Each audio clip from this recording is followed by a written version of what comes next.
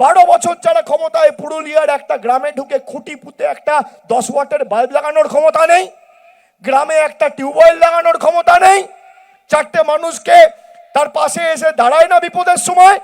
তারা আমাদের শেখাবে কাজ কিভাবে করতে হয়? যারা গরিব মানুষের 100 দিনের টাকা বন্ধ করে রাখে, ছাদের টাকা বন্ধ করে রাখে। গত বছর আমাদের সরকার 12 লক্ষ মানুষকে বাড়ির ব্যবস্থা করে তাদের অ্যাকাউন্টে টাকা পৌঁছে দিয়েছে, 1,20,000 টাকা 12 লক্ষ পরিবারকে। আর আজ থেকে 10 দিনের মধ্যে আমাদের মমতা বন্দ্যোপাধ্যায়ের মামাটি মানুষের সরকার, তৃণমূলের সরকার, বাংলায় আরো 20 লক্ষ মানুষকে বাড়ির টাকা পৌঁছে দেবে। তোমাদের দয়া দাক্ষিণ্যে আমরা বেঁচে নেই। এই পুরুলিয়ায়, খালি পুরুলিয়া জেলায় আমি বলছি, খালি জেলায় প্রায় 7.5 লক্ষ মায়েদের, দিদিদের, বোনেদের আমাদের সরকার লক্ষ্মীর ভান্ডার দেয়। এই জেলায় প্রায় 10 লক্ষ বোনেদের সরকার আসার পর থেকে কন্যাশ্রীতে আর্থিক সাহায্য সহযোগিতা করেছে। এখনো পর্যন্ত 28 লক্ষ মানুষের জীবনের নিরাপত্তা সুনিশ্চিত করেছে স্বাস্থ্যসাথীর মাধ্যমে। কে করেছে? মমতা ব্যানার্জির সরকার করেছে। খাদ্য সাথী প্রকল্পে 29 লক্ষ মানুষকে বিনামূল্যে রেশন পৌঁছে দিয়েছে আমাদের সরকার, মমতা বন্দ্যোপাধ্যায়ের সরকার।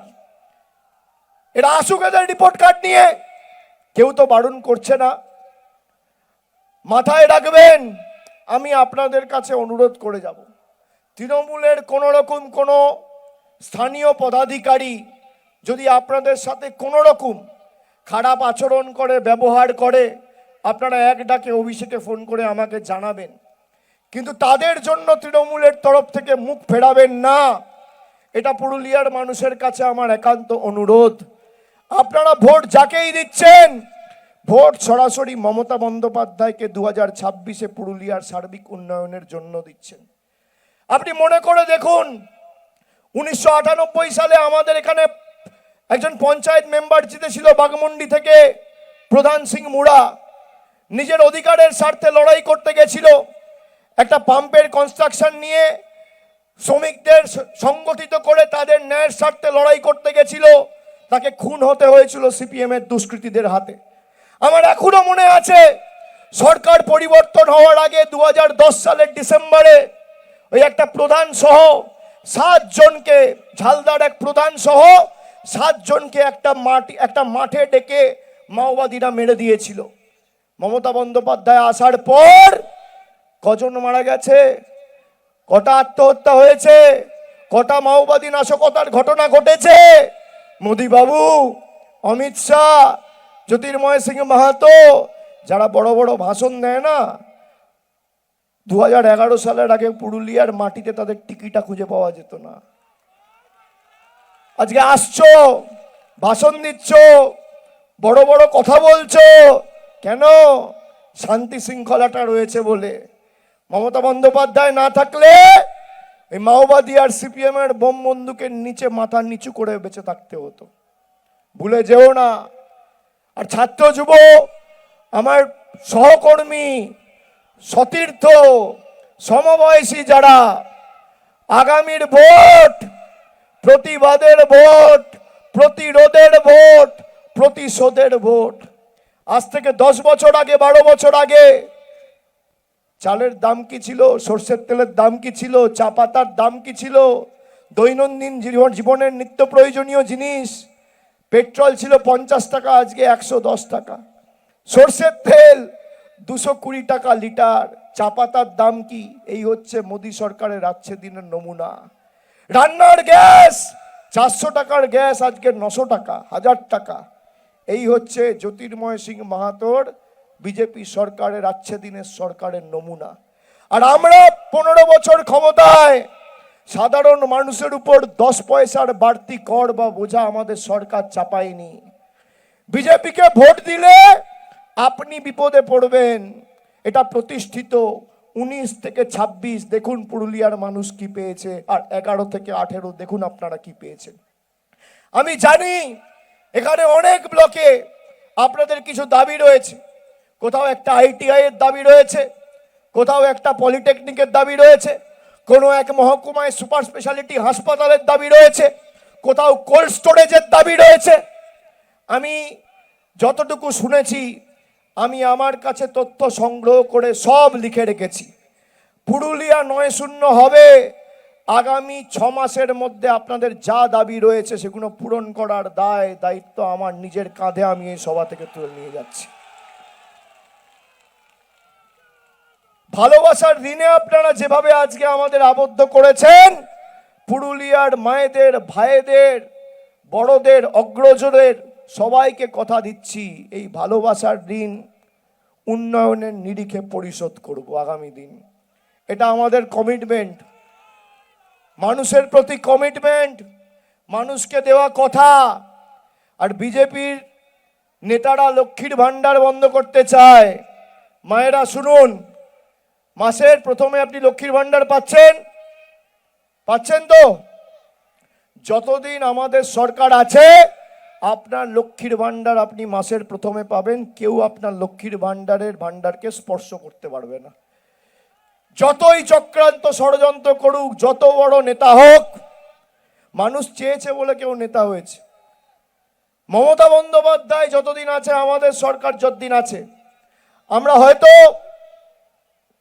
পুরুলিয়ায় ভালো ফল করিনি, আমরা হয়তো বলরামপুরে হেরেছি, আমরা হয়তো রঘুনাথপুর পাড়ায় হেরেছি, কিন্তু আমাকে দেখাতে পারবেন বলরামপুরে একজন রয়েছে, পুরুলিয়ায় একজন রয়েছে? একজন মাকে দেখান তো যে বলবে যে আমি লক্ষ্মীর ভান্ডার পাচ্ছি না। এটাই আমাদের সংস্কৃতি, এটাই আমাদের কৃষ্টি। আমি নির্বাচনের সময় লড়াই করব, কিন্তু যে আমাদের ভোট দিয়েছে, আমাদের সরকার, তাদের জন্য কাজ করতে বদ্ধপরিকর। যে আমাদের ভোট দেয়নি তাদের জন্য একইভাবে কাজ করতে বদ্ধপরিকর। এটাই বিজেপি আর তৃণমূলের মধ্যে পার্থক্য। আর অন্যদিকে বিজেপি বাংলায় হেরেছে, আমি তো ধরলাম পুরুলিয়ায় জিতেছে।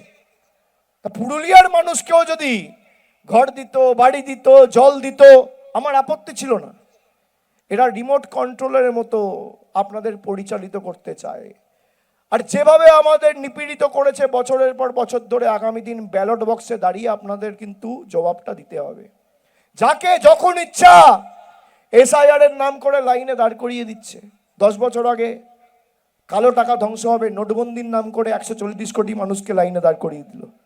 আমরা সবাই লাইনে দাঁড়ালাম, কিন্তু বুকে হাত দিয়ে বলুন তো কালো টাকা ধ্বংস হয়েছে? হয়নি। বলেছিল 15 লক্ষ টাকা দেবো, কেউ পেয়েছেন? পাননি। জিএসটি করে বাংলার টাকা তুলে নিয়ে যাচ্ছে। আজকের দিনে দাঁড়িয়ে বাংলার বকেয়া পাওনা হচ্ছে 2 লক্ষ কোটি টাকা।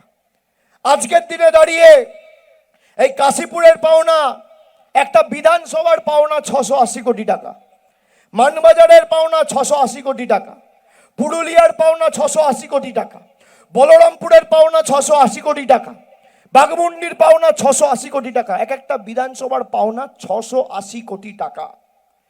এই 680 কোটি টাকা যদি আমরা দিল্লি থেকে লড়াই করে ফেরত আনতে পারি, তাহলে কিভাবে আরো উন্নয়ন করতে পারবে আমাদের সরকার, আপনারা ভাবুন। আমরা বলেছিলাম 100 দিনের কাজ চালু করতে হবে, গরিব মানুষের টাকা তুমি আটকে রাখতে পারবে না। আইনত মামলা হয়েছে, সেই মামলা জেতা হয়েছে, মানুষ জিতেছে, বাংলার মানুষ মাথা নত করেনি। এসআইআর নিয়ে তৃণমূল কংগ্রেস মামলা করেছিল, পিটিশনার অন্য কেউ নয়, তৃণমূল নিজে মামলা করেছিল। আজকে জয় কার হলো? আমরা বলেছিলাম লজিক্যাল ডিসক্রিপেন্সির নামে যে লিস্ট বা যে তালিকা তৈরি করা হয়েছে সেটা প্রকাশ করতে হবে। আজকে সুপ্রিম কোর্ট বলেছে শুধু প্রকাশই নয়, পঞ্চায়েত ধরে ধরে সেই তালিকা টাঙাতে হবে। তাহলে কার জয় হলো? কার জয় হলো? বাংলার মানুষের জয় হলো। তোমরা করতে চেয়েছিলে নিজেদের কন্ডিশন অনুযায়ী এসআইআর, তোমরা এসআইআর করছো কিন্তু বাংলার মানুষের কন্ডিশন মেনে করছো। এটাই পার্থক্য বাংলা আর গুজরাটের, এটাই পার্থক্য উত্তরপ্রদেশ আর বাংলার। আমার মাটি সইবে না, ইউপি বিহার হইবে না।